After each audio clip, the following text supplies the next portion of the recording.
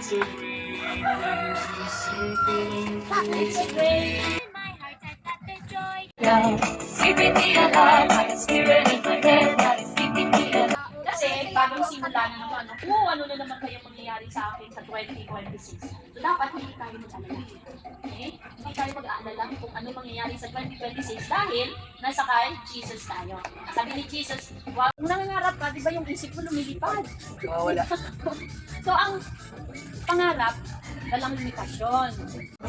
Saan ko tumulog? Saan ko lang? No? Hop!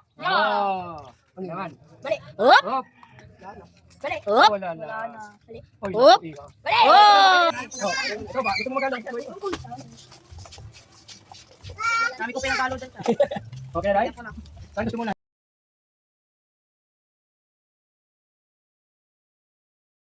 No, champion! Hey!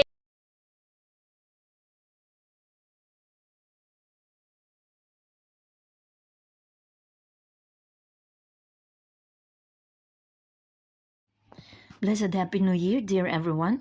As we step into 2026, ipagkatiwala natin ang lahat sa Diyos. Sa bawat kahinaan, Siya ang ating lakas. Buo ang pagtitiwala natin na may magandang plano ang Panginoon para sa ating lahat.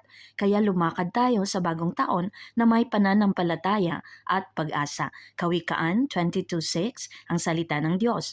Sanayin mo ang bata sa daan na dapat niyang lakaran at pag siya'y tumanda ay hindi niya hihiwalayan.